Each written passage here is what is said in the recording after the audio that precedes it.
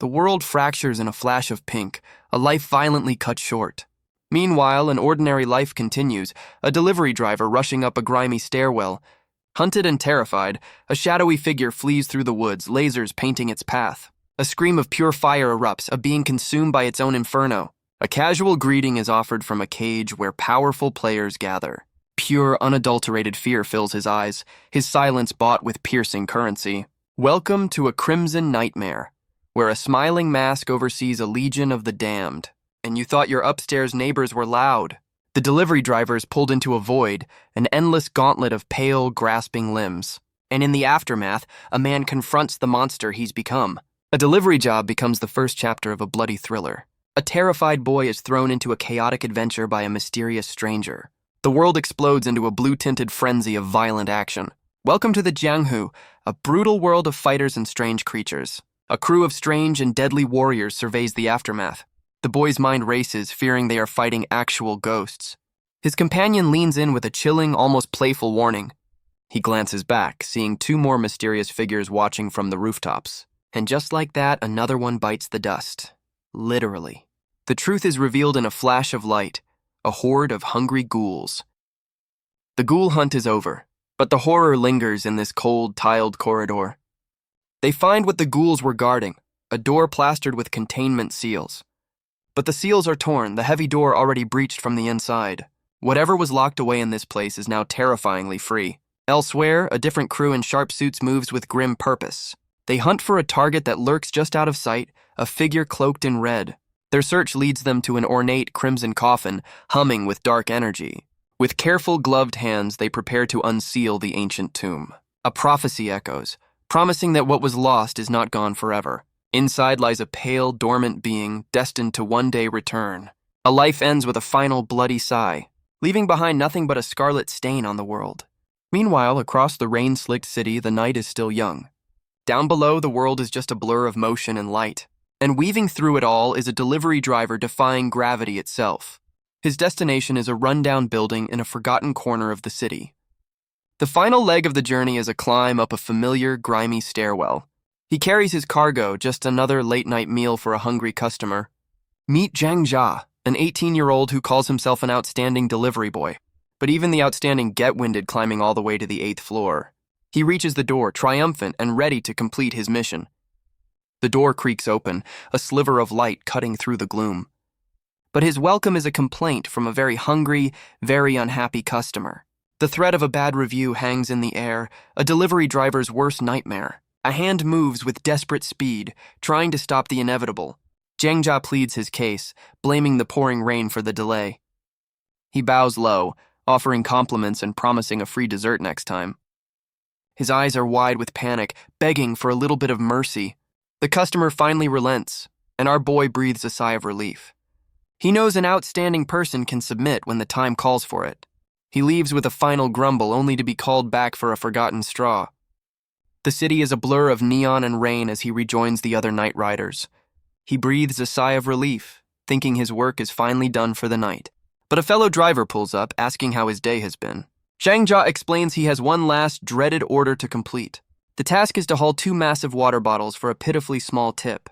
The 5-liter jugs look more like anchors than refreshments.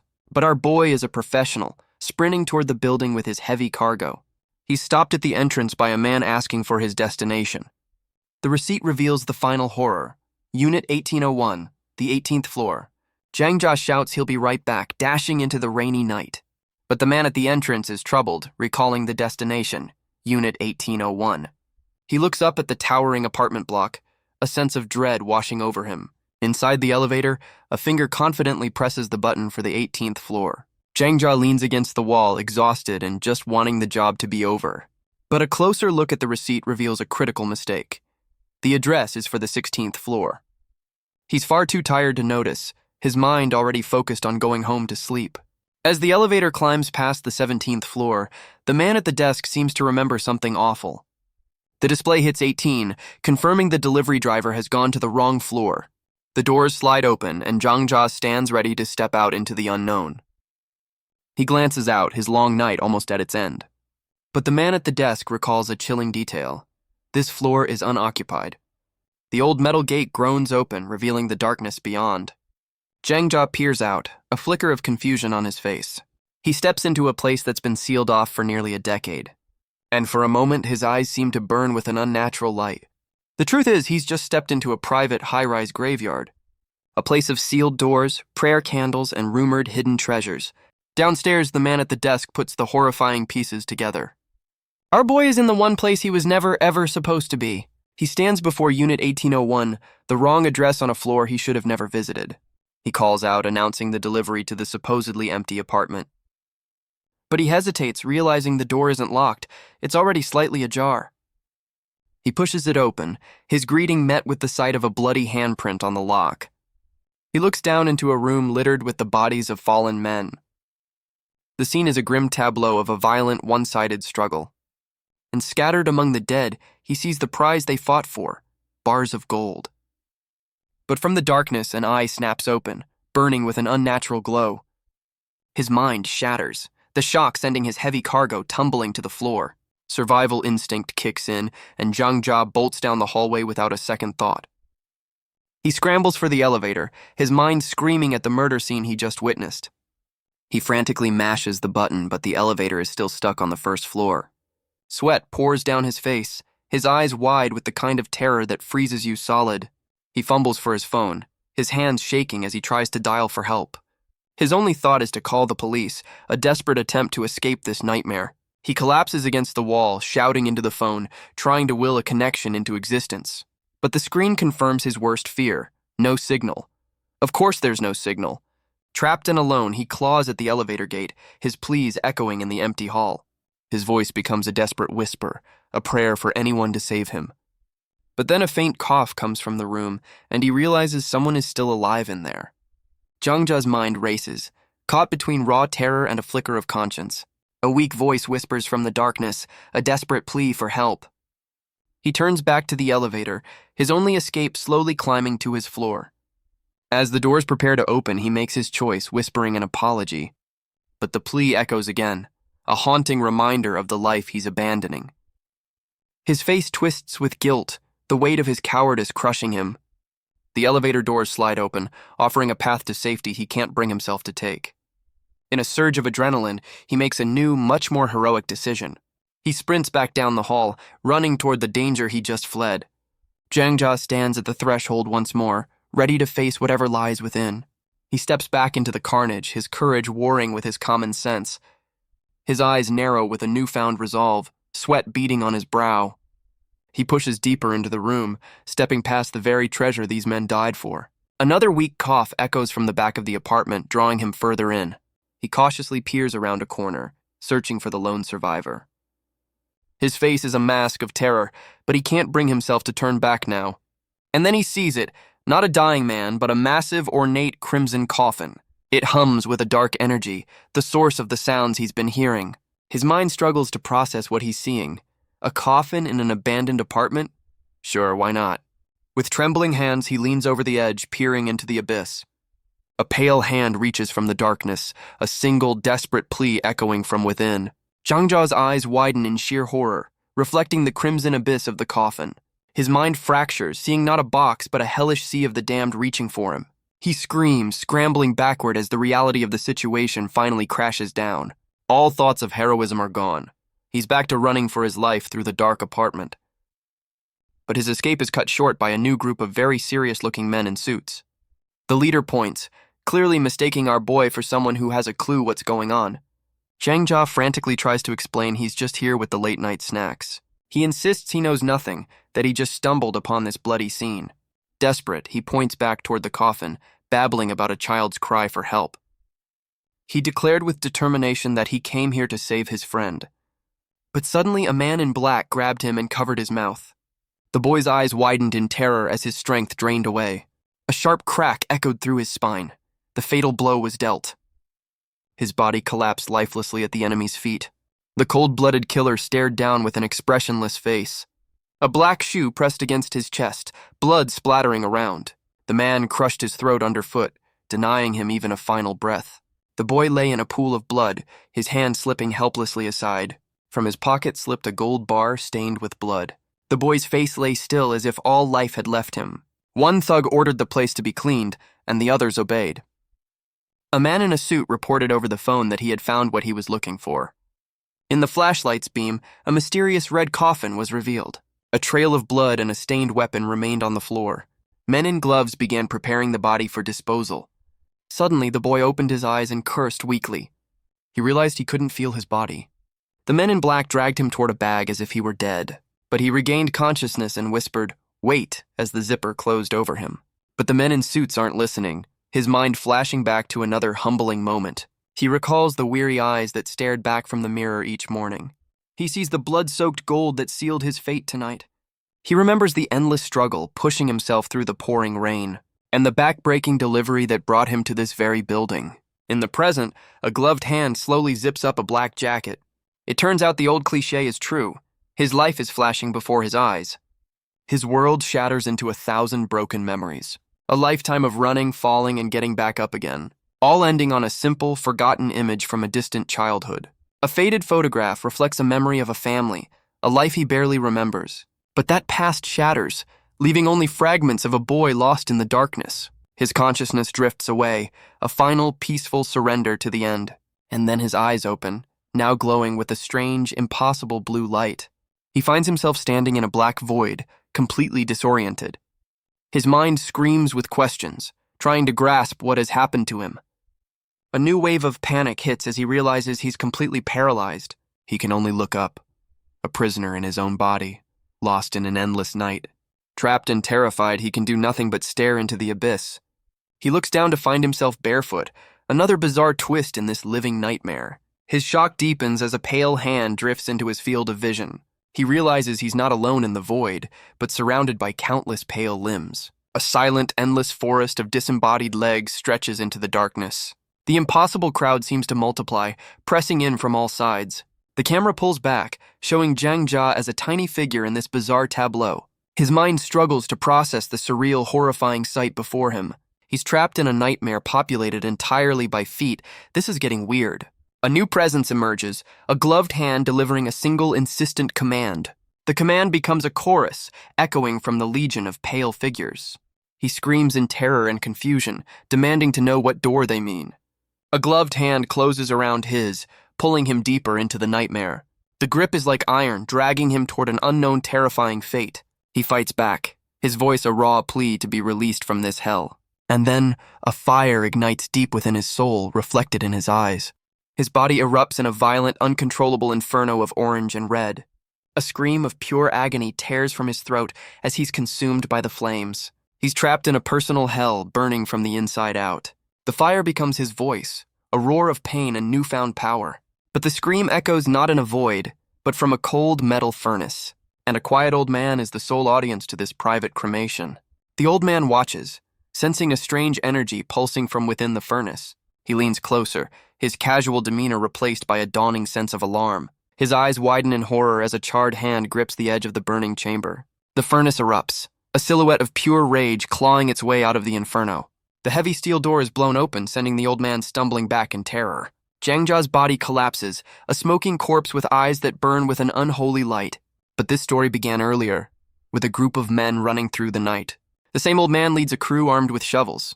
Just a casual night out, I guess. He points with grim certainty, convinced they've found what they're looking for. They enter the crematorium, the very place where this nightmare was meant to end. The old man stares at the empty slab, realizing his prize is already gone. Meanwhile, Zhang Jia's mind is thrown back to another night, another desperate hunt. He experiences a memory of falling, of a body breaking down under a violent assault. The original owner of this memory cries out, horrified by his own monstrous transformation. But the vision fractures, showing a different man tripping in those same dark woods. This one looks back in confusion, wondering if he's trapped in a terrible dream. His consciousness is a storm of broken images, a life that clearly isn't his. He sees a hand twisting into a claw, a body consumed by that familiar inferno, and the nightmare vision of the void returns, an endless march of pale, bare feet. But back in the real world, a new player arrives, their headlights cutting through the night. A truck pulls into a darkened warehouse, its headlights cutting through the gloom. A man in sunglasses steps out, theatrically announcing he's brought back the prize. He reports to a stern-faced boss. a man who radiates cold, quiet authority. The crew moves to unload a massive sealed container from the back of the truck. The boss watches with an unreadable expression as his men get to work. His subordinate smirks, his eyes hidden behind the dark reflection of his glasses. Inside the container is the crimson coffin, and the boss gives a simple command to open it.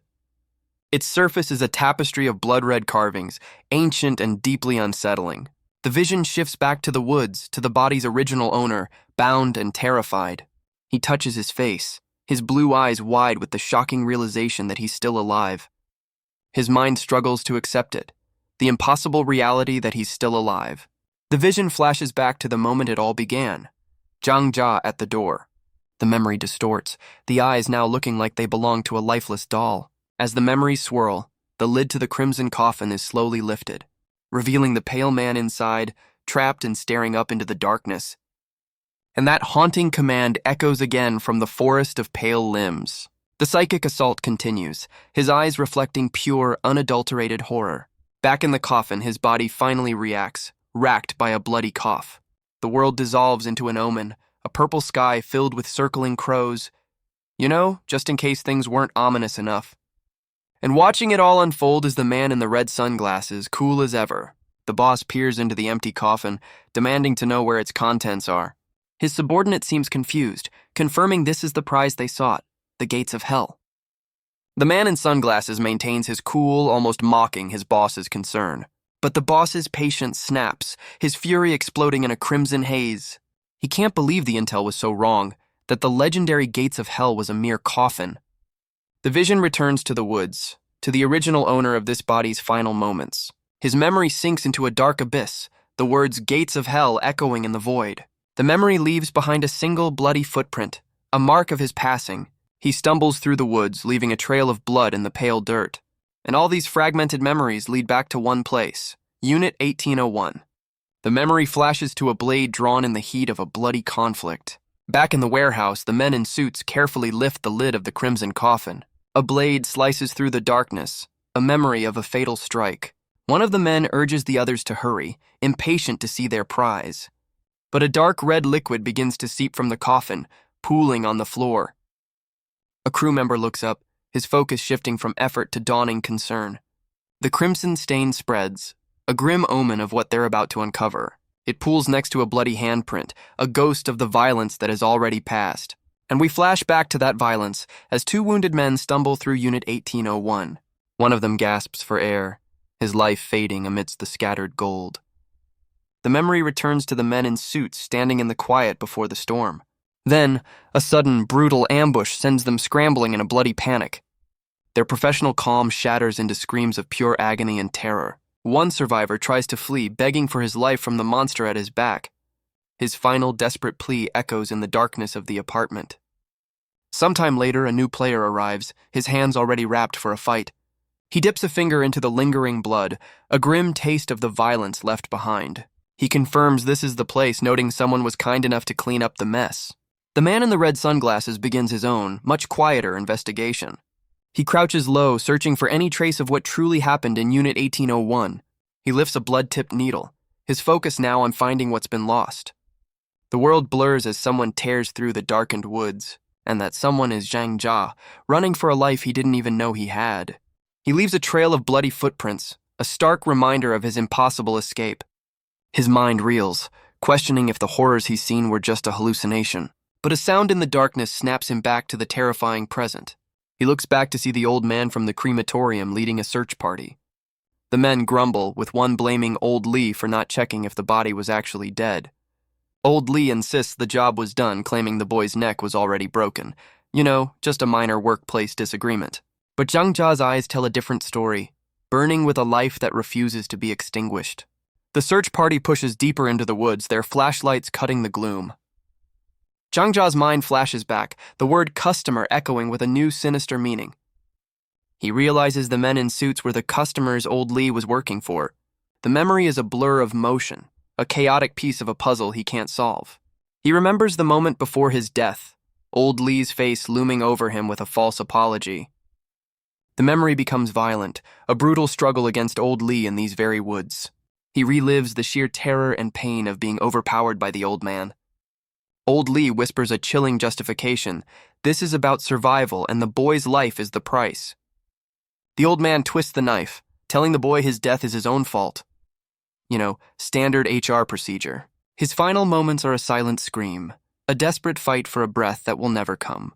The memory continues, a desperate, violent struggle in the dark woods. He's knocked to the ground, the world spinning as his attackers close in. But he fights back with everything he has, refusing to go down without a fight. The memory shows him completely surrounded, a lone figure against a mob. Old Lee's crew shouts, determined to capture their cornered prey. Wounded and exhausted, he can only watch as the circle tightens around him. He pleads with them to stay back, a final, desperate attempt to reason with them. His mind screams with a single agonizing question: why is this happening? He looks up at the faces of his killers, his eyes reflecting their grim resolve. And with a final bloody cough, the original owner of this body finally falls. The memory continues, the body's original owner broken and bleeding on the forest floor. One of the men hesitates, a flicker of conscience in his eyes. But another reminds him of his debt, a price that must be paid in blood. The man's resolve hardens, his fear replaced by grim necessity. Against a blood-red sky, the crew raises their weapons for the final brutal act. The blue-eyed man offers a final empty apology, promising to burn money for his soul. And with that, they bring their weapons down in a flurry of violent motion. The crew looks on, their faces a grim tableau of men forced to do the unthinkable. But even as they strike, a hand reaches up in one last desperate act of defiance. The memory ends with a final silent image, a life extinguished in the cold, dark woods. But the memory twists as one of the killers suddenly stops, overcome by a strange force. He leaves a single bloody footprint, a sign that the violence is far from over. His eyes are wide with a terror that isn't his own, a puppet on an unseen string. The rest of the crew looks on, their faces frozen in confusion and dawning fear. Then, in a flash of red, one of them turns on his own in a brutal, unexpected attack. Old Lee can only watch in horror as his men begin to tear each other apart. The forest erupts into a symphony of screams as the crew descends into madness. Their leader's pleas are lost in the chaos, a desperate attempt to regain control. So much for Employee of the Month. But a quiet voice cuts through the noise, a chilling whisper right behind him. And he turns to see an eye burning with a hatred that has clearly returned from the grave. The memory continues, the resurrected man standing as the calm center of the storm. He spreads his arms wide, a conductor orchestrating his own bloody revenge. One of the killers screams, his body no longer his own, a puppet in this horror show. The forest floor becomes a canvas of blue-tinted violence and raw agony. The vision fades, leaving Zhang Jia kneeling in the dirt, surrounded by the bloody aftermath. He collapses, the weight of a dead man's memories crushing his mind. His pain is echoed by another memory, a desperate plea from inside the crimson coffin. The two memories merge, revealing the same blue-eyed man, trapped and begging for help. He clutches his face, the impossible truth reflected in that single glowing eye. And we finally see the face of the coffin's original occupant, a being of pale skin and dark secrets. The resurrected man kneels, the calm center of his own bloody revenge. He rises, a skeletal figure fueled by an impossible burning rage. His eyes glow with a chilling blue light, a ghost returned to the living world. The memory dissolves into a symbolic image of a black koi swimming in darkness, and his bloody trail leads from the forest right back to the apartment building, connecting the massacre to the moment Zhang Jia found the crimson coffin. From within its depths, the memory of that desperate plea finally makes sense. The world becomes a distorted prison, seen through a single, trapped blue eye. A flicker of consciousness in the abyss, a soul refusing to be contained. The vision ends on a strange omen, two crossed needles sealing a dark fate. The vision shifts again to a pair of calm, dark eyes staring into the void. They see a dark, endless archive, a place where souls are stored and forgotten. A crimson bell tolls, summoning a memory of a dark and bloody ritual, and the calm shatters, replaced by tears and a dawning, inescapable horror. A pale hand is bound, its skin marked with cryptic, bloody runes. The body is a canvas for an ancient, unspeakable ceremony. Their feet are tied, trapped in the center of this unholy rite. A circle of blood and candlelight seals them within their prison. The walls are plastered with talismans, meant to contain whatever is inside. The prisoner strains against their bonds, a silent scream etched on their face. And this is the result. A man crucified, his body a canvas for their dark magic. A shadowy observer looks on, seemingly impressed by the grim spectacle. The prisoner's eyes are wide with terror, his face a mask of disbelief. The vision shifts to a game of mahjong and a hand that can only be called a miracle. And we see the players, a strange crew gathered for a game in this dark place. The man in the pink sunglasses watches with a cool, unsettling confidence. His companion is a woman with a sharp gaze and an even sharper haircut. Across from them sits a man in pajamas, his prosthetic hand a stark crimson. And the fourth player, the one who just won, seems lost in his own thoughts. But the vision returns to the prisoner, his beard a chain of ancient, cursed coins. Talk about being bought and paid for. The man in pink sunglasses watches the prisoner struggle, his muffled pleas lost behind a beard of coins. He seems to have a sudden realization, a spark of an idea in this grim setting. With a casual apology, he walks over and rips the coin gag from the prisoner's face. The prisoner chokes, his mouth filled with what looks like hundreds of tiny white pellets. He spits them out in a disgusting torrent, a flood of whatever they forced him to eat. The man in pajamas calmly explains it's just sticky rice, part of a cleansing ritual, standard spa treatment. But the prisoner's face is a mask of sweat and terror, clearly not feeling very cleansed. His vision fractures, his mind screaming in panic as he pleads his innocence to his captors.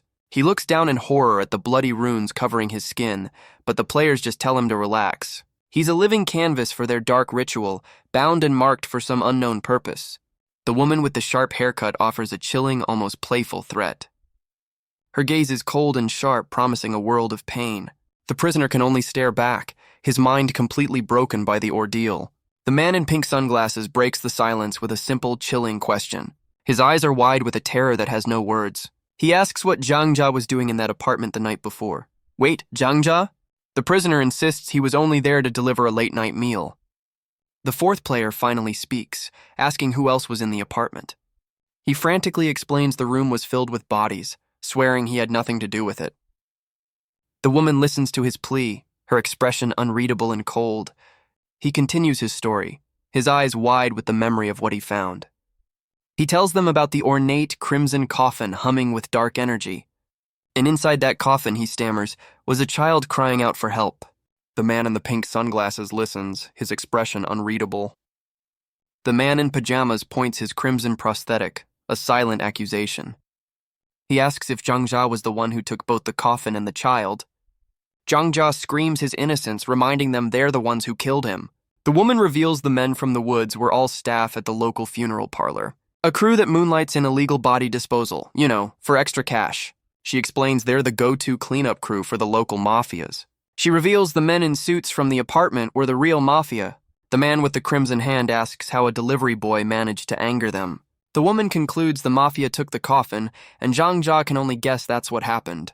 But the fourth player, the quiet one at the table, calmly disagrees. He holds up the needle from the crime scene, explaining its ancient, impossible origin. The man in pink sunglasses drops a bombshell. The child may be 300 years old. He wonders who would unearth such a thing and hide it on an abandoned floor, but the quiet player insists the truth is far more complicated than that. Zhang Jia is completely lost, his mind reeling from their cryptic conversation. The man in pajamas turns the accusation back on him, asking if he's the one who released it. Zhang Jia's eyes widen, his mind fracturing under the weight of their questions. A memory flashes, a single command echoing from the darkness of the coffin.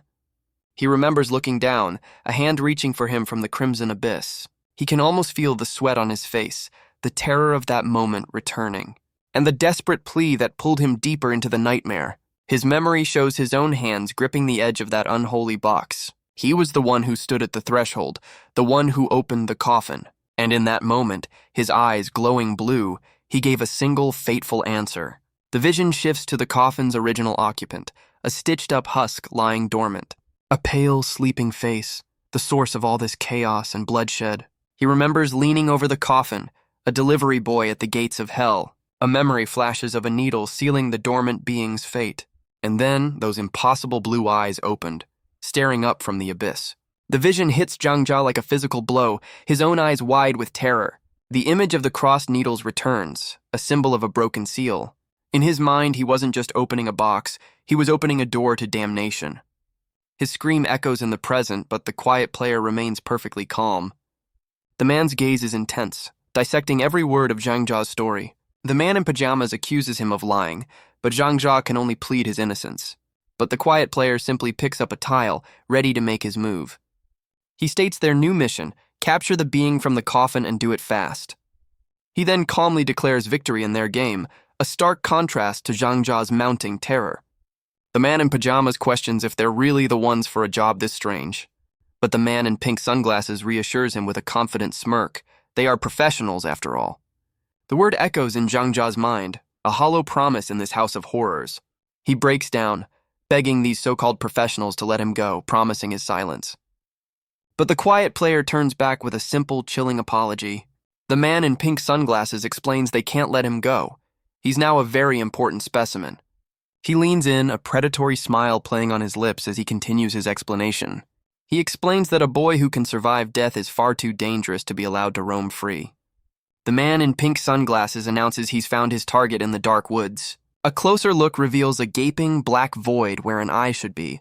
He holds the same ancient needle from the apartment, ready to finish the job. But something goes wrong, a psychic jolt reflecting in his stunned eyes.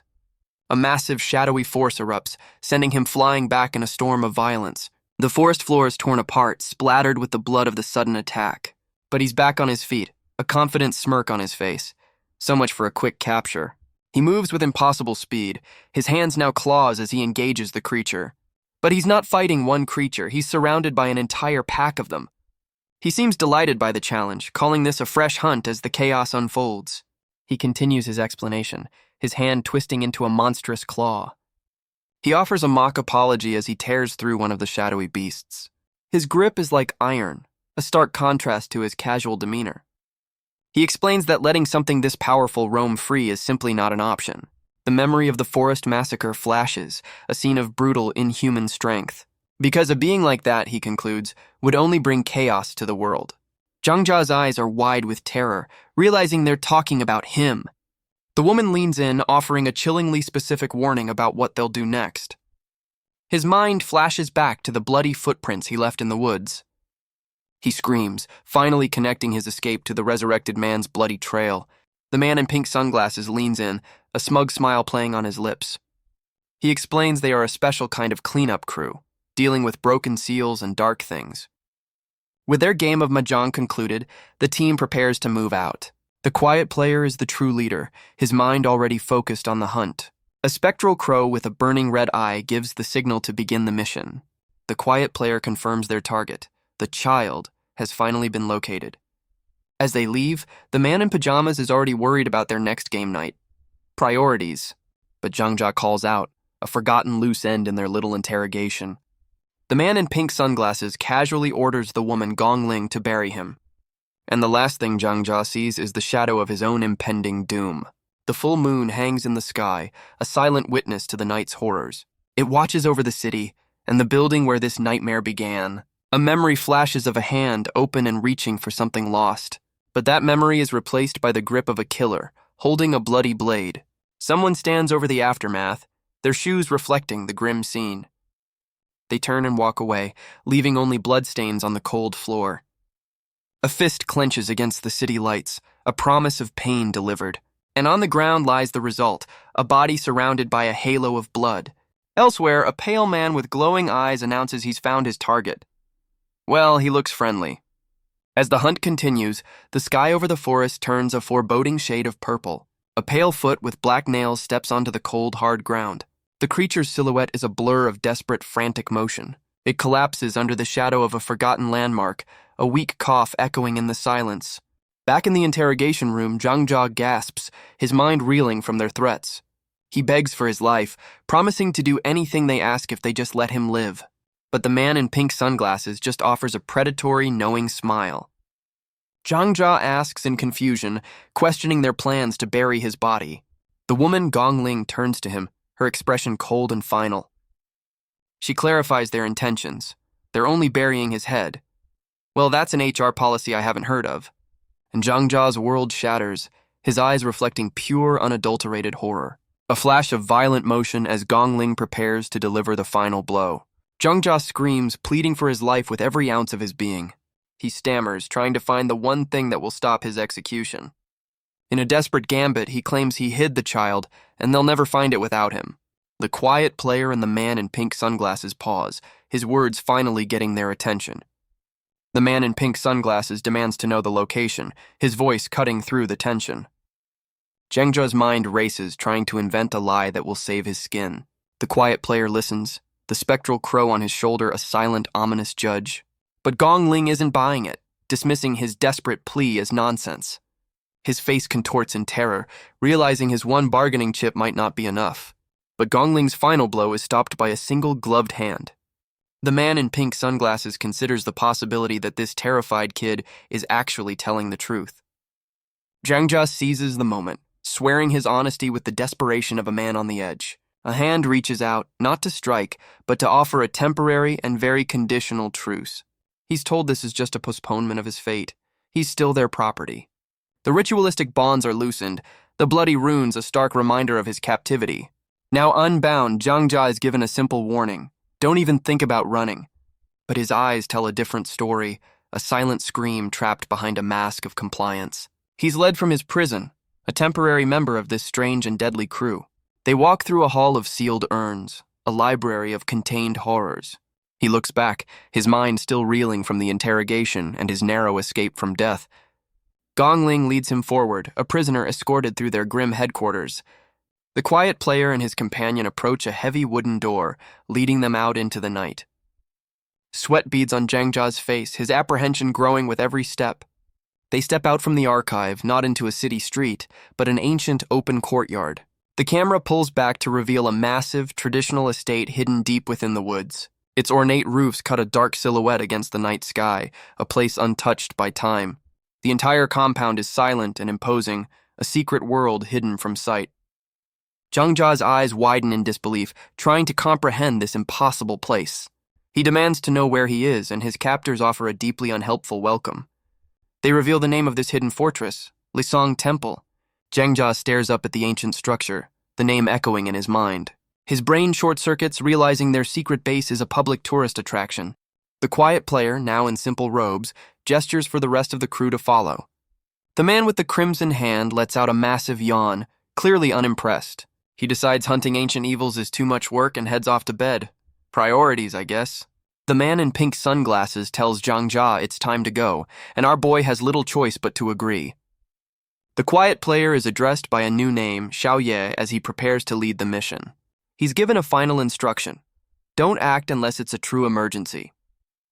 But as Zhengzha takes a step, Gongling calls for them to halt, her eyes fixed on his feet. He's still covered in bloody runes, but his main concern is finding some clothes.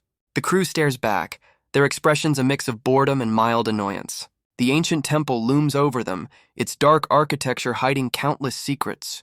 The quiet player tosses down a simple robe with an almost dismissive apology. He eagerly puts on the robe, but his mind is already focused on what truly matters. His eyes narrow with a secret resolve, a plan forming behind his terrified expression. He realizes he's finally outside, his mind already plotting the perfect moment to run.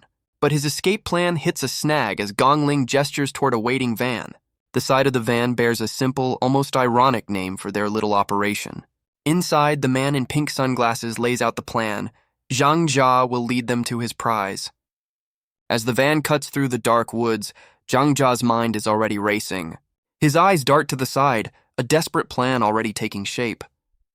He realizes a moving vehicle offers a better chance of escape than their fortress. As they head down the mountain, he knows his window of opportunity is closing.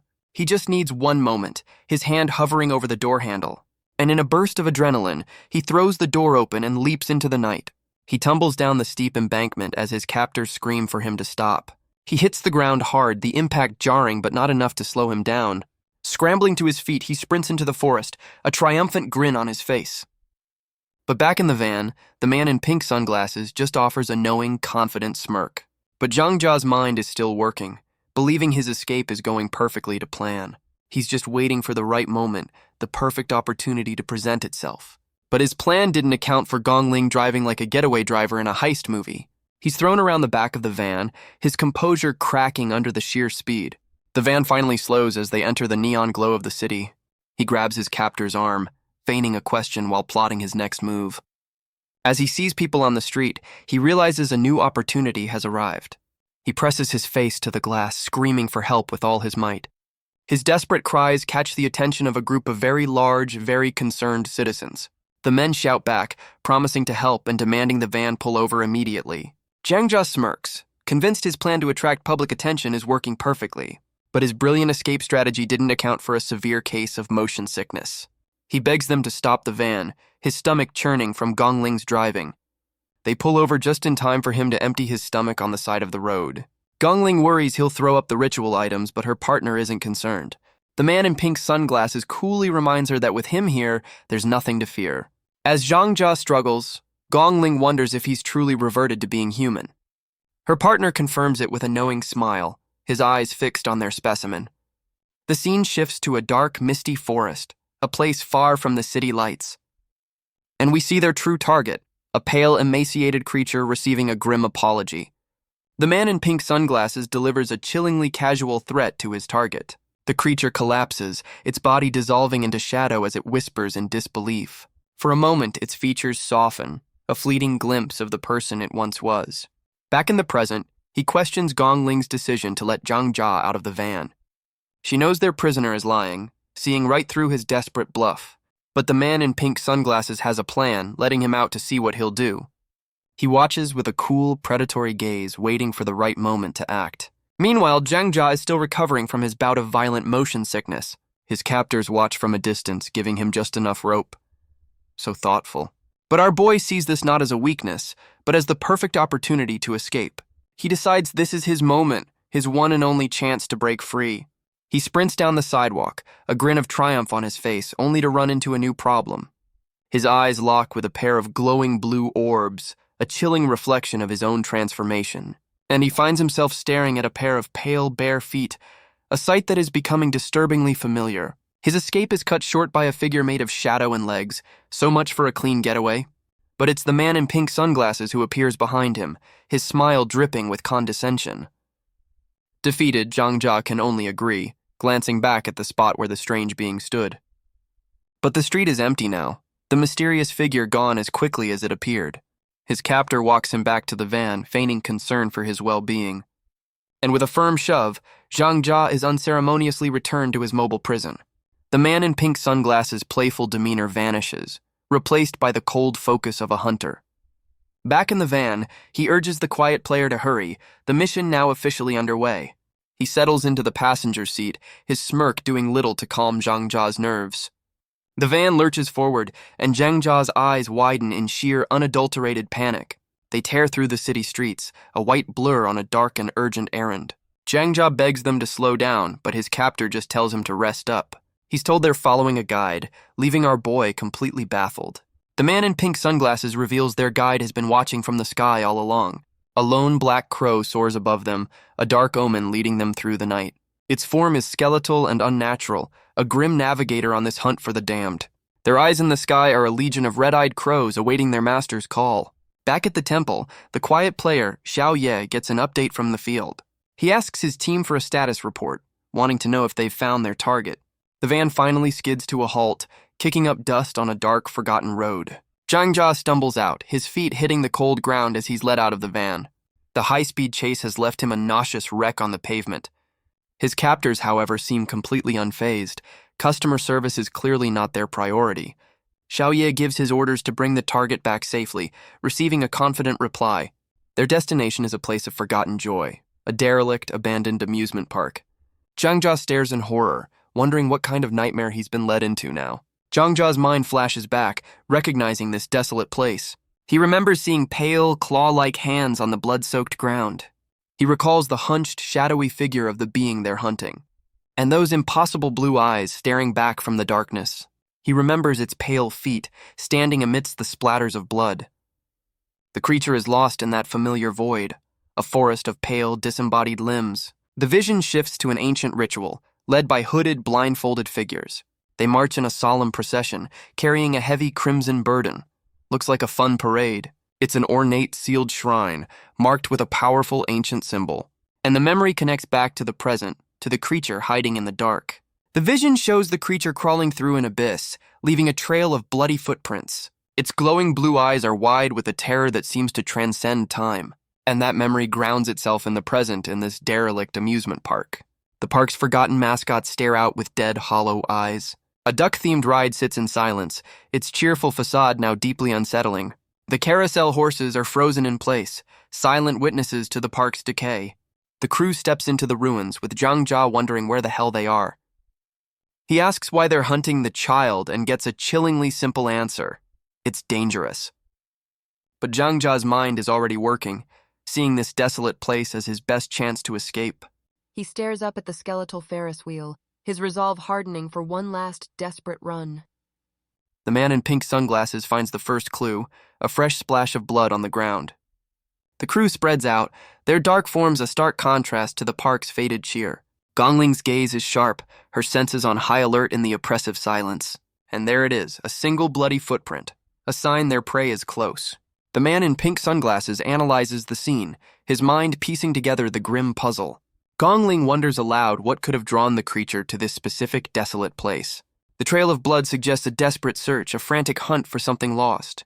Zhang Jia cries out in shock at the sheer number of bloody prints covering the ground. His captor reveals a horrifying truth. These are the same marks Zhang Jia vomited up earlier. Gongling turns, her expression unreadable, as if she's finally sensed their target's presence. The man in pink sunglasses looks up, his expression unreadable as he connects the dots. He explains that the creature has been searching for the parts of itself it lost. Zhang Jia's eyes widen in horror, asking what he means by them. But their conversation is cut short as Gongling's head snaps to the side. She confirms their fears with two simple words. Someone's here. The scene cuts away to a convoy of black cars tearing through the night. They arrive in force, a team of men in suits disembarking with grim purpose. Looks like the party's just getting started. One of them clenches a bloody fist, a clear sign they aren't here to talk. A subordinate calls out to his leader, the same furious boss from the warehouse. In his face is a mask of cold fury, clearly here to settle a very personal score. The mafia arrives in force, their dark silhouettes framed by the ruins of the amusement park. The boss issues a simple, chilling ultimatum. Find what was lost or don't return at all. His eyes are cold and unblinking, his focus absolute as he surveys the scene. He watches his men deploy, completely unaware that they are not the only hunters here tonight. The camera lingers on the side of the cleanup crew's van, a silent sign of the impending collision. The men in suits move with brutal efficiency, a dark tide sweeping into the park. They fan out across the grounds, a disciplined search party on a grim mission. Their orders are clear: tear this place apart until they find what they're looking for. The subordinate reminds his crew that their target is a child, a strange prize for this bloody affair. He grumbles, finally realizing the legendary gates of hell was just a coffin with a kid inside. So much for dramatic flair. The mafia boss clutches a jade Buddha, praying for protection in this unholy place. His men are warned to be careful as they sweep the area with their flashlights. But they're not alone. A new figure with long dark hair leads the way. He moves with a quiet confidence, a stark contrast to the nervous crew. He glances back, his pale face a mask of cold, unnerving calm. Their beams cross, cutting through the oppressive darkness of the park. The boss watches him, trusting this specialist to find what they've lost. But the specialist suddenly stops and the boss asks what's wrong. A flashlight clatters to the ground, its beam illuminating an empty space. The abandoned light is a silent testament that one of their own is gone. The abandoned beam illuminates a single bloody footprint, a grim answer to their question. The specialist suddenly hunches over, his body racked with guttural, agonized sounds. His form is rigid, a silent vessel for a voice that is clearly not his own. He begins to speak, but his voice is frail, lamenting a grandson who never came to visit. He cries out in despair, asking if the boy he raised was in pain. His men are completely baffled, questioning why their specialist suddenly sounds like a grieving grandmother. He clutches his head, trying to soothe a child that isn't there. His face twists into a mask of pure horror, announcing that Granny has returned. Well, this is awkward. The crew recoils in terror, their tough guy facades shattering in an instant. He collapses to the ground, his hand reaching out as he whispers a single cryptic word. I. The possessed specialist tells a story of vengeance, a demand for an eye for an eye. He recounts how the village chief murdered his family, a memory of brutal, unanswered violence. Below, the mafia crew descends into madness, tearing each other apart in a blind fury. The man in pink sunglasses calmly notes the connection to what Zhang Jia threw up earlier. He turns to Gongling, asking if she sees the pattern emerging from the chaos. The specialist lies motionless on the ground, surrounded by the bloody runes he manifested. The crimson trail leads away from the body, a path into the deeper darkness of the park. The man in pink sunglasses follows the trail, announcing their target is hiding nearby. And from the shadows, a pair of terrified blue eyes stare back at them. He decides to observe for now, letting the mafia's HR problem sort itself out. Zhang Jia watches the bloody chaos unfold, completely horrified by the scene. But the man in pink sunglasses just smirks, asking if he really can't see the cause. He points toward the madness, telling a confused Zhang Jia where to look. His instructions are simple. Look behind the specialist who just collapsed. The specialist is there, hiding in terror with a fresh trail of blood nearby. The camera focuses on the bloody footprints, a clear sign of their target, but his captor tells him to look even closer to see what's really there. And then he sees it, a pale, bare foot stepping into the bloody print. A shadowy figure with a single glowing eye emerges from the darkness behind the specialist. Its hand clamps over the man's face in a silent, chilling attack. Zhang Jia's eyes are wide with terror, unable to process what he's seeing. His captor points to the chaos below, asking him to look closer at the bodies. Zhang Jia's gaze is fixed on the scene, his blue eyes reflecting the madness. The man in pink sunglasses reveals the horrifying truth about what Zhang Jia threw up. The realization hits him, a single eye reflecting the impossible connection. Those cursed rice pellets were more than just a ritualistic gag. They've manifested into small, shadowy creatures crawling from the blood. A memory flashes of him vomiting, unknowingly unleashing this plague. And now those creatures are swarming the mafia, turning them on each other. Talk about a bad case of indigestion. Zhang Jia can only stare, his mind struggling to grasp the nightmare he's unleashed. The vision continues, a forest of pale, bare feet standing in an endless void. A voice echoes in his mind, a single command to open the door. He's on the floor, trapped and surrounded by these silent, spectral figures. A memory flashes of the coffin's occupant, a trail of blood on their lips. Back in the present, Zhang Jia's mind fractures, trying to make sense of the nightmare. His captor explains these things were once human, born from inside living bodies. The quiet player clarifies their origin. They are the lingering spirits of the dead. Zhang Jia stammers, realizing they're talking about ghosts, but he's quickly silenced. The man in pink sunglasses leans in, warning him never to use that word. Apparently, it's rude. He holds up one of the glowing pellets, ready to reveal their true, terrifying name. He reveals their true name, Gu, born from the moment a person dies. They are the lingering resentment of the dead, given a horrifying form. The truth hits Zhang Jia, a wave of pure, unadulterated horror. With a grin, his captor yanks him over the edge for a shortcut to the ground floor. They crash onto the pavement, shattering a wooden structure around them. He explains that at the moment of death, these things are born from the body. But after that, he continues, no one knows where their souls truly go. He offers a chilling smile, clearly enjoying this lesson in morbid theology. They simply wander, lost spirits trapped between worlds, drawn to resentment. And now, he concludes, they've all been drawn here by a familiar presence. He reveals the final, horrifying truth. Zhang Jia is the door for these spirits. He's not just a resurrected boy. He's something else entirely. A ghouling. The vision connects him to the creature, two sides of the same cursed coin. For a moment, the creature's face shows a flicker of its former humanity. And all around them, the mafia's men are consumed by the vengeful spirits. Zhang Jia can only watch, his mind struggling to accept this new reality. Gongling joins them, her weapon ready, as her partner explains their purpose. She announces her intention to clear a path through the chaos. The possessed horde surges forward, a tide of mindless, violent rage. And she moves, a blur of motion cutting through the spirits with brutal efficiency. The creature's terror is reflected in Zhang Jia's own horrified eyes. Its glowing blue gaze is filled with a deep, ancient, and very human fear. The vision becomes a chaotic freefall, hunters and hunted tumbling through an abyss of bodies. Meanwhile, one of the few surviving mafia members sprints toward his boss. He screams in terror, trying to explain the madness that just unfolded. He frantically reports that his men turned on each other, possessed by an unseen force. He collapses at his boss's feet, the last man standing from his squad. His face is a mask of sweat and disbelief, the horror of the scene still fresh. But the mafia boss is unmoved, his expression cold as he holds a bloody fan. Looks like someone's getting a bad performance review. He calmly cleans the blade, repeating his order. Find the target or don't bother coming back. The subordinate's body hits the ground, his plea for mercy left unanswered. Zhang Jia can only stare in horror, but for the cleanup crew, it's just another Tuesday. Suddenly, the man in pink sunglasses lunges, his hand closing around a pale throat. He lifts the creature into the air, a triumphant smirk on his face as he announces the capture. The being chokes and sputters, its blue eyes wide with a very human terror. The man in pink sunglasses watches with a detached curiosity, analyzing his struggling specimen. He notices the crude stitches on its torso, a familiar mark from the coffin. The creature lets out a silent scream, tears of pain and blood marking its face.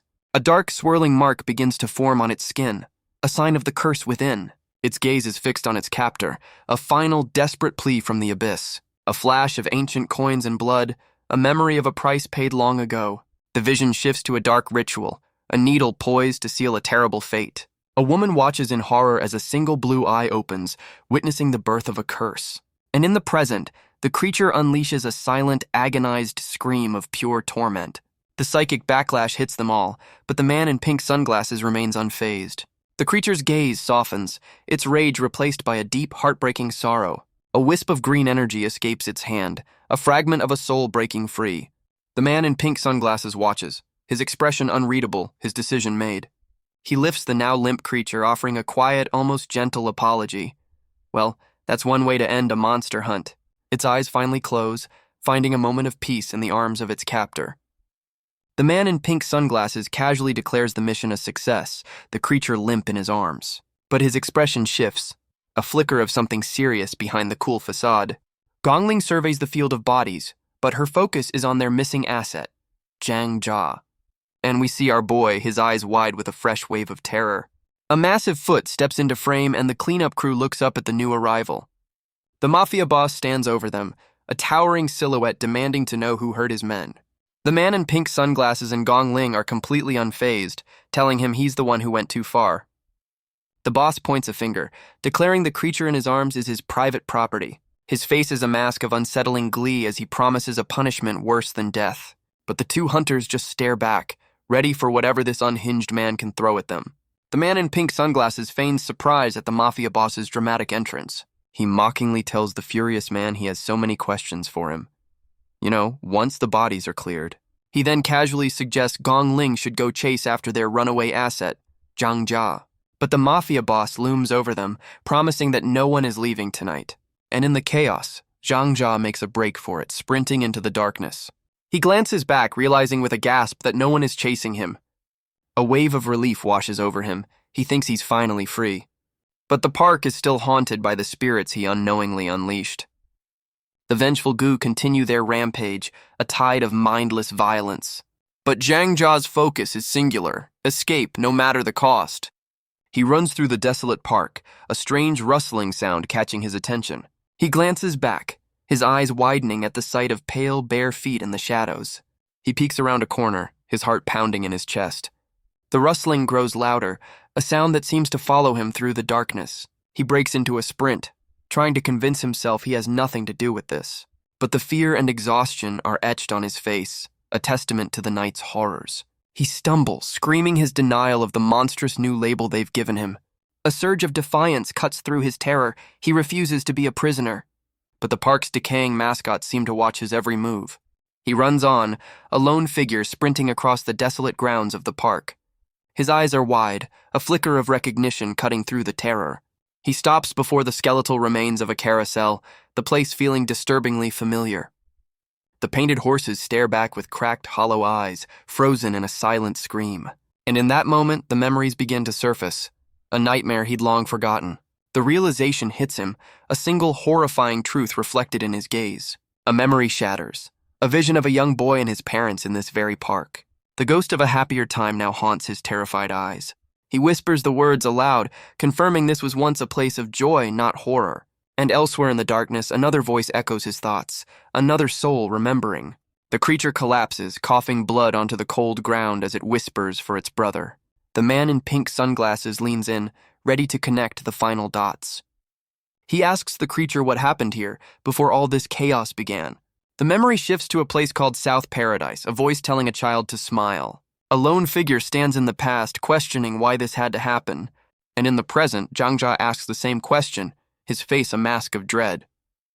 A single tear traces a path down his cheek, a testament to a buried trauma. A voice calls his name, pulling him from the depths of his memory. He snaps back to reality, his eyes wide with a fresh wave of panic. He turns to see a shadowy hand reaching for him, a new threat emerging from the dark. But it's a new player who strikes, a manic grin on his face as he joins the fray. This party just keeps getting bigger. The man in pink sunglasses faces this new, unhinged combatant as the mafia boss watches. The newcomer moves like a blur, delivering a devastating blow to the mafia's specialist. But the man in pink sunglasses offers a casual greeting, trying to talk him down. The mafia boss just grins, watching his own men get torn apart by this new arrival. The newcomer's aggression leaves the man in pink sunglasses with little choice but to engage. The specialist recoils in terror, his eyes wide with the shock of the attack. He's slammed into a freestanding door that appears from absolutely nowhere. The impact is brutal, a spray of blood marking the end of the brief fight.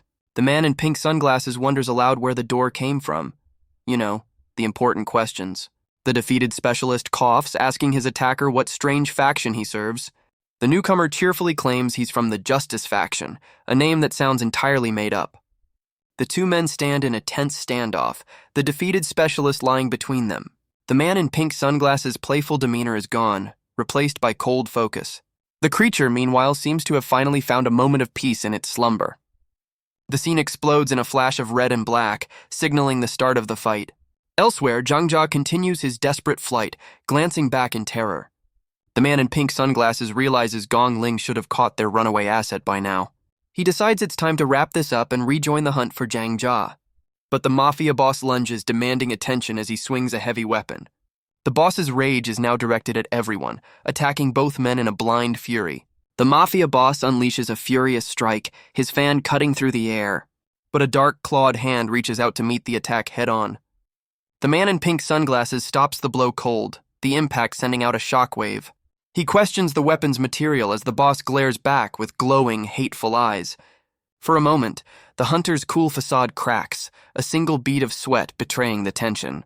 The fan opens to reveal its true form, a collection of razor-sharp blades. He dodges the deadly arc, the bladed weapon narrowly missing its mark. He looks down, his expression unreadable as he assesses this new threat. He catches a blade in his teeth, mocking the weapon as the boss's terror is reflected in his glasses. Enraged by the disrespect, the mafia boss swings again with everything he has. The mafia boss brings his foot down with the force of a falling building, but the man in pink sunglasses just watches, a starstruck expression on his face.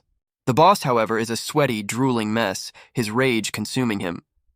The hunter stands over his fallen prey, calmly asking if he's ready to talk. But the boss's body begins to contort, a horrifying transformation taking place. The man in pink sunglasses dodges, his cool demeanor finally cracking. He declares he's had enough of this sideshow, ready to end it. But a new player emerges from the boss's body, promising a sleepless night of violence. Well, that's one way to make an entrance. The man in pink sunglasses just sighs, completely over this night's drama. The new creature lunges, its limbs twisting into monstrous blades as it screams for blood. The newcomer writhes on the ground as the mafia's specialist watches in abject horror. But the man in pink sunglasses ignores the chaos, his attention fixed solely on the specialist. He raises a gloved hand, and the specialist freezes, trapped by an unseen force. A close-up on his eye reveals a reflection of pure psychic terror. He's forced to witness a vision of the newcomer's power, a storm of screaming souls. The specialist is paralyzed, his mind locked in this horrifying mental assault. The psychic pressure is so intense it shatters the very lenses of his glasses. He stumbles back, screaming in agony from the vision forced into his mind. He can only point a trembling finger, stammering about the hand that caused it all. The man in pink sunglasses just smirks, feigning ignorance with a casual question. He adjusts his glove, casually mentioning he hasn't even started trying yet. The specialist's eye reflects the shattered lens and the pure terror of the vision. His mind struggles to process the horrifying power he was just forced to witness. He finally realizes the man before him is something far beyond human. With the threat established, the hunter calmly demands to know the creature's origin. Broken and terrified, the specialist clutches his head, his will completely shattered. He removes his broken glasses, signaling his complete and utter surrender. He reveals the creature, and the coffin were a gift from an unknown party. The hunter's playful demeanor vanishes as he demands a single crucial answer: who? But the specialist hesitates, terrified to speak the name of this mysterious benefactor. With a final desperate gasp, the specialist utters a single terrifying name: Yama. The man in pink sunglasses watches, his expression unreadable as he processes this new information. The specialist's hand moves, using his own blood to begin a dark and forbidden ritual. He paints a crimson sigil in the air, a desperate, last-ditch effort to turn the tables. He screams in defiance, claiming he never wanted to unleash this forbidden technique. His prayer begins, an incantation to summon a god of the underworld. The ritual calls for a ruler of the undead to rise and command the ghosts of this place. But the man in pink sunglasses just scoffs, mocking his prayer with a sarcastic abracadabra. The specialist's eyes turn white, channeling the entity as he screams for his enemy to die. His target, however, is completely unfazed, asking what all the yapping is about. The specialist's eye is wide with terror, his ultimate technique completely ignored. The hunter simply asks again where the creature came from, his patience wearing thin. He continues his prayer, trying to explain the power he's summoning. Someone should tell him his call isn't going through. Nearby, the creature lies still, a trail of blood marking its silent suffering. He calls upon the ghosts and the undead, desperate for his ritual to work. But the man in pink sunglasses grabs him, demanding he stop the theatrics and respond. He leans in, asking one last time for the origin of the child. The camera pans to the night sky, a silent moment of contemplation under the full moon, and a voice echoes in the darkness, a simple phrase of understanding. The specialist, now completely broken, swears he's revealed everything he knows. The specialist finally breaks, agreeing to whatever the hunter demands. With the information secured, the man in pink sunglasses simply tells him to leave. He offers a parting warning about dabbling in forbidden arts, especially with children.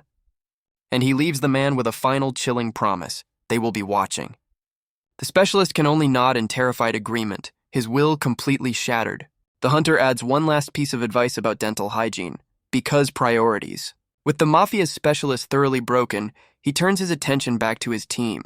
He taps his earpiece, casually checking in with his partner. On the other end of the line, Gongling's voice is sharp and focused. She has an update, and it's about their missing asset, Zhang Jia.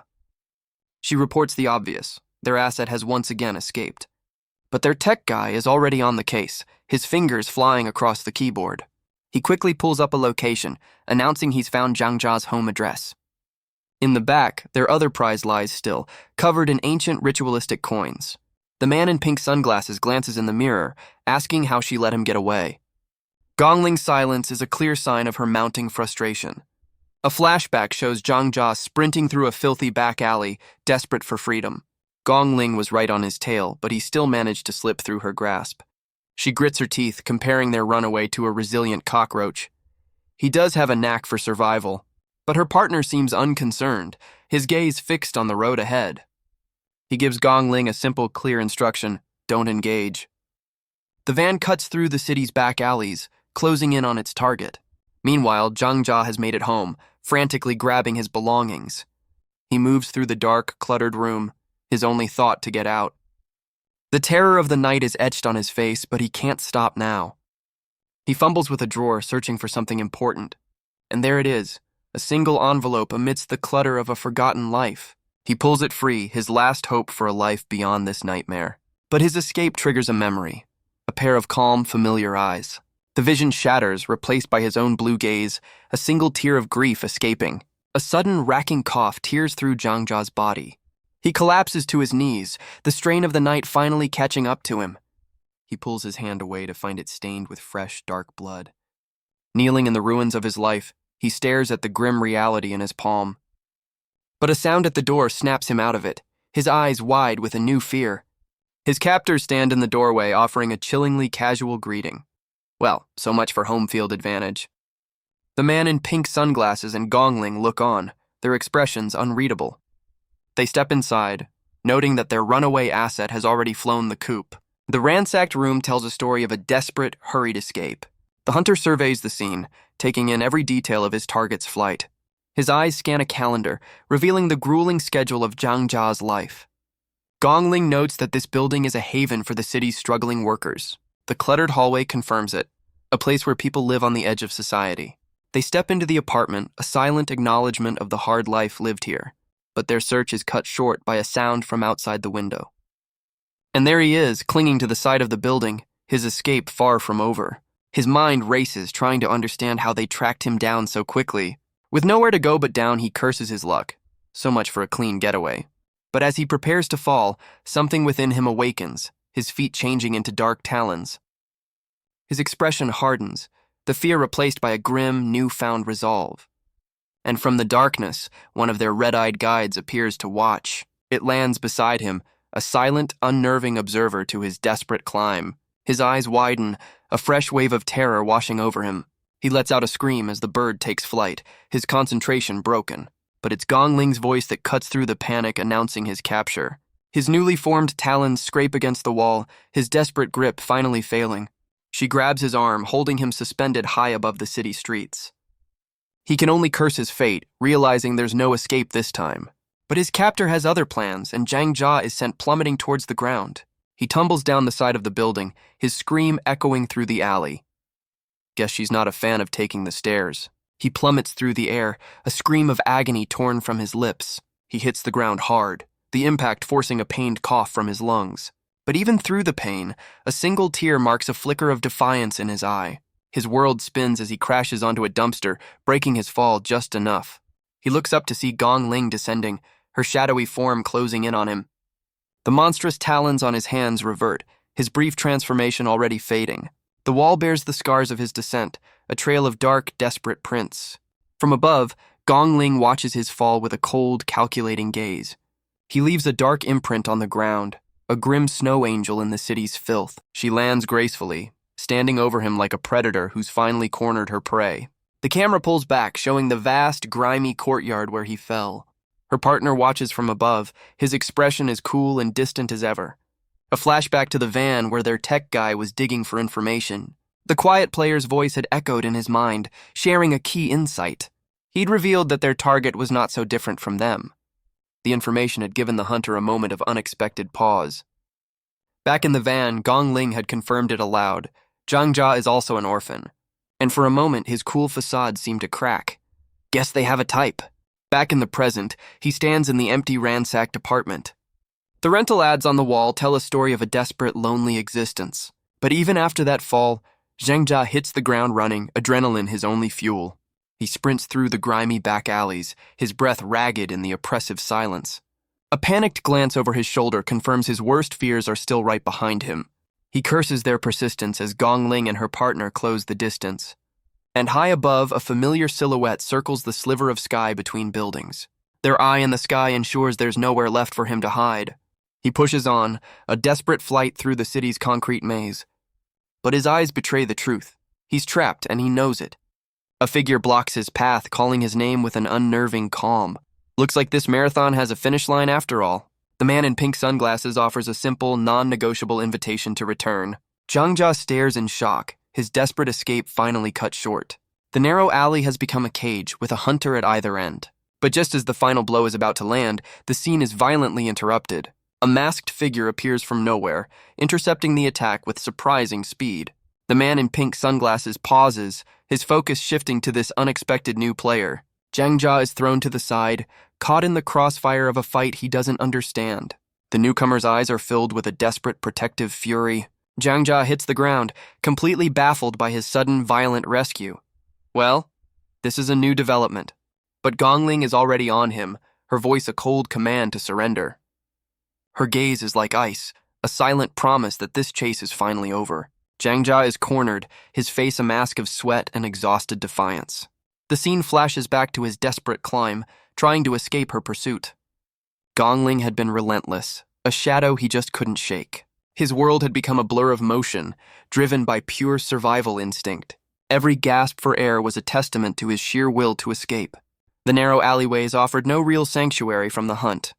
And now, back in the present, she stands at the end of that same alley. She holds his jacket, a trophy from a chase that pushed them both to their limits. He's like the city's other vermin, resilient, stubborn, and refusing to be crushed. She explains to her partner that this is why he was so difficult to catch. The man in pink sunglasses stands calmly amidst the urban decay. The alley walls seem to press in, a concrete trap with no exit. A vision flashes of a bound figure screaming of things left undone. He wonders what could possibly drive someone to run so desperately. His mind returns to the calendar, a testament to a life of endless work. And that one circled date, a note to send money to someone, somewhere. A sudden realization hits him as he and Gong Ling stand in the alley. She holds out the backpack Zhang Jia dropped during the chase. He reaches inside, his expression shifting as he feels for its contents. His eyes narrow, finally understanding the reason for the boy's desperate flight. The tech guy's voice echoes from the past, confirming Zhang Jia's status as an orphan. The man in pink sunglasses processes this, the new information adding a layer to the hunt. The file reveals his adoptive parents died 2 years prior in a tragic accident, and the location of that accident was the very same amusement park they just left. A photo shows a younger, innocent Zhang Jia before his world fell apart. But the tech guy's report isn't finished. There's more to this grim history. He mentions 2 other incidents, deepening the mystery of their target's past. A memory shows Zhang Jia alone, lost in the uncaring anonymity of the city. He's running, always running, even when no one is physically chasing him. Seems to be a theme with this kid. He glances back in terror, haunted by something more than just the cleanup crew. The tech guy's report continues, showing a memory of Zhang Jia being berated. The file then shifts to another incident, focusing on a panicked young man. He pushes recklessly through a crowd, his fist clenched in desperation. In his blind rush, he accidentally knocks a small child to the ground. The realization of what he's done hits him like a physical blow. The little girl's scream of pain cuts through the noise of the crowd. Her parents immediately rush to her side, shielding her from the stranger. The mother's face twists in fury as she confronts the young man. His eyes are wide with guilt, trapped in the consequences of his actions. The file flashes to another memory, a scene of bullying by the water. Misfortune seems to be this kid's middle name. The file shows a memory of him isolated, watching as others are tormented. His face is a mask of sweat and tension, a boy living on the edge. Another incident shows him lashing out, a moment of violence in a crowded street. He's always running, falling, and being ignored by the world around him. The tech guy's report paints a picture of a life spent in desperate flight. He's been hunted and crushed, treated like something to be stamped out. And in the present, his desperate escape ends with a painful, clumsy fall. He hits the ground, the pain a familiar echo of a lifetime of struggle. His knee slams into the pavement, his momentum brought to a dead stop. But even on the ground, his eyes burn with a refusal to surrender. The envelope he was searching for lies on the ground, the reason for his desperate flight. A memory flashes, a younger version of himself, his eyes wide with a terror he can't escape. The vision is a blur of chaos, a memory of 2 figures in a desperate struggle. A bloody hook flashes in his mind, a fragment of the accident that took his family. Back in the present, that same horror is reflected in his own haunted blue eyes. A violent cough racks his body, forcing a spray of blood from his lips. His gaze is fixed on the crimson stain, another mark of his cursed existence. He collapses, looking up in exhausted defiance from a pool of his own blood. His hands clutch the envelope, the one thing he was willing to die for. But his escape is over. His captors stand before him, the alley now a dead end. He hangs his head, sweat and blood marking the end of his desperate run. His captors look down, the man in pink sunglasses delivering a cold truth. He explains that Zhang Jia's freedom will only lead to more death. The scene shifts, a memory of a bleak sky from a time long past. A memory of an orphanage hallway, a first step toward a new life. A file describes a quiet, mature boy who rarely speaks. Through the glass, a young Zhang Jia meets his new family. A gentle hand takes his, offering a promise of safety and comfort. His adoptive parents smile, hoping for a lively future together. But even at 5 years old, Zhang Jia's eyes hold a deep, unsettling stillness. The memory continues, a small boy leaving the orphanage for a new life.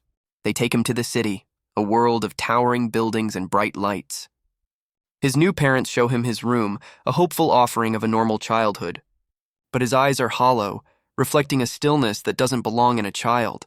His mother's touch is gentle, a quiet attempt to bridge the emotional distance. They welcome him with warm smiles, promising him he's part of a family now. They tell him he should be happy, but his expression remains an empty slate. His only response is a quiet murmur, lost in the silence of the city night. The seasons change, and winter blankets the world in a cold, quiet white. They try to build a life together, a fragile moment of peace in the snow. His parents laugh in the snow, a memory of a life filled with simple joy. But even then, young Zhangjia's eyes were wide and still, an observer in his own life. They tried to give him a normal childhood, filled with winter walks and small kindnesses, a simple treat, a taste of a happiness he could barely comprehend. For a time, they were just a family, walking together against the cold. The seasons passed, and his parents' love was a constant shield against the world. They shared bike rides in the summer, trying to pedal away the shadows in his past. A montage of photos shows a life they built for him, a collage of forced smiles and quiet moments. They took him to the amusement park, begging him to smile, to feel something. Talk about a tough crowd. But while other children laughed, Zhang Jia remained trapped in his own silent world. His mother points to the carousel, a rare moment of excitement in a quiet life. But the ride operator explains there's only one seat left for the next ride. His parents suggest he ride alone while they go grab a bite to eat. They promise to ride with him when they get back, a promise they would never keep. He watches them wave goodbye as they disappear into the bustling crowd. The camera focuses on a painted horse, a silent witness to a fading memory. Other children laugh and shout, their joy a world away from his own. He stands by the ride, a solitary figure amidst the cheerful chaos. The memory of his parents' warm, loving smiles is the last he would ever have. And for a fleeting moment, a small, genuine smile finally touches his lips. The carousel spins, a blur of color and innocent laughter. The sky above the park is a perfect, cloudless blue, a picture of peace. And for the first time, a real, genuine smile lights up young Zhangjia's face. He waits for his parents, unaware of the shadow about to fall over his life. But then a commotion breaks out, the crowd's cheerful mood instantly shattering. A voice cuts through the noise, shouting about a collapsed wall of scaffolding. And then he hears the words that will change everything. A couple was crushed. He pushes through the forest of legs, a small boy fighting his way toward a nightmare. The memory fades, leaving only the cold silence of a winter sky. And life goes on, a quiet, lonely existence in a sterile classroom. The memory shifts to an 11-year-old Zhang Jia, his eyes just as hollow then as they are now. He sits at his desk, a silent fixture in a world that moves on without him. He watches the teacher, a ghost in his own life, simply observing the motions. When class ends, the room fills with noise and life, but his world remains silent. But then a hand rests on his shoulder, a gentle interruption to his solitude. He turns, his vacant gaze meeting a rare moment of human connection. A boy with glasses offers a warm, friendly smile, holding a textbook open. He tries to engage Zhang Jia, who can only stare back in quiet confusion. The boy points to a problem in the book, a simple offer of help. And Zhang Jia notices the hearing aid, a shared mark of being different. The boy patiently explains the lesson, a simple act of kindness. For the first time in years, someone reaches out to him without wanting anything. His new friend's smile is genuine, and Zhang Jia can only stare back. As the other students fade into the background, a new connection forms.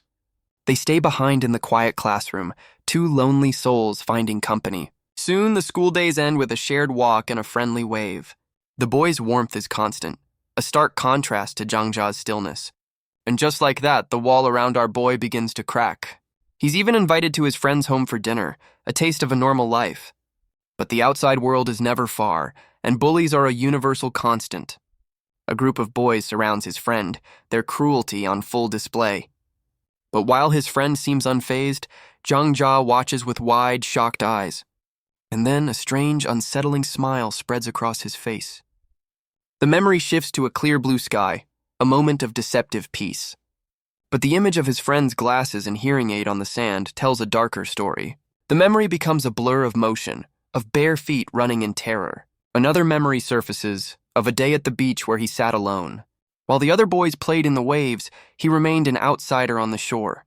His hands work the sand, a quiet attempt to build something in his lonely world. He looks down with a faint smile, lost in his own isolated thoughts. But his quiet moment is shattered by a scream from the water. He looks up to see one of the bullies struggling, his friend panicking nearby. Without a second thought, Zhang Jia sprints into the waves to help.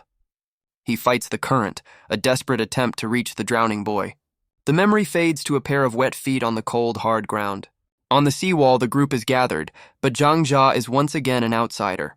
A lifeless hand tells the story of a rescue that came too late. The bullies mourn their friend, their grief isolating Zhang Jia completely.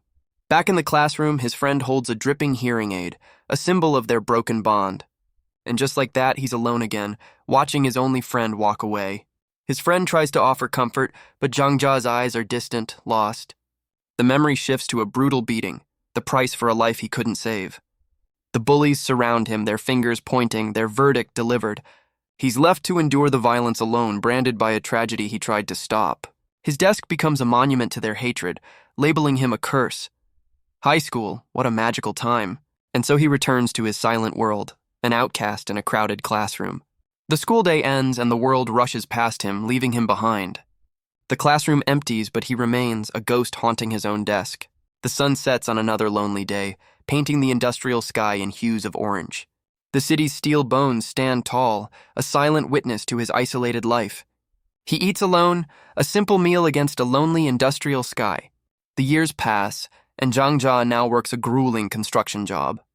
He finds his solitude high above the city, watching the sunset. But a coworker approaches, a friendly face in a world of strangers. He offers company, noticing Zhang Jia is always on his own. For the first time in a long time, someone reaches out with simple kindness. The memory shifts to the harsh reality of his daily labor. He throws himself into the work, a silent, relentless effort. Each breath is a testament to the physical toll of his existence. A voice calls his name, pulling him from his thoughts. The coworker offers him a bottle of water, a simple gesture of kindness. He explains he got them from the foreman, insisting Zhang Jia drink first. Zhang Jia hesitates, his eyes wide with a familiar guarded stillness. But a connection forms in the shared hardship of the construction site. The coworker's energy is infectious, a stark contrast to Zhang Jia's silence. They share a quiet break, a small moment of peace in a grueling day. But their rest is cut short by the foreman's angry shouts. Someone's not a fan of hydration breaks. They work together, carrying the heavy burdens of the job as a team. For the first time in years, Zhang Jia isn't completely alone. They work late into the night, two small figures against the vast city. The sky is painted in soft pastels, a quiet backdrop to their grueling work. High above the city, they share a meal, a rare moment of camaraderie. But Zhang Jia's expression remains still, a familiar, guarded emptiness in his eyes. His friend asks why he's always smiling, and he replies with a simple, almost flippant question. He shares his mother's wisdom. Smiling invites good fortune, not bad. It's a simple philosophy for a life that has been anything but easy. He believes they have to smile, if only to keep from letting themselves down. He urges Zhang Jia to smile more, a fortune cookie philosophy for a tough life. The conversation shifts, his friend asking why he dropped out of school so young. His friend admits he wishes he could have gone, a dream Zhang Jia simply discarded. His friend reveals he has a sister he's working to support. He proudly explains that she's an exceptional student.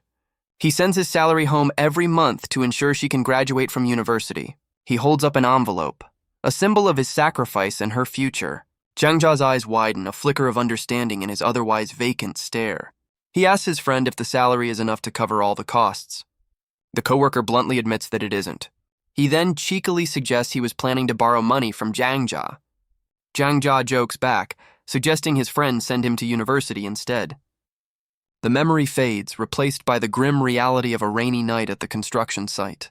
The memory continues, their boots splashing through the muddy work site. His friend returns with a meal, his smile as bright as ever.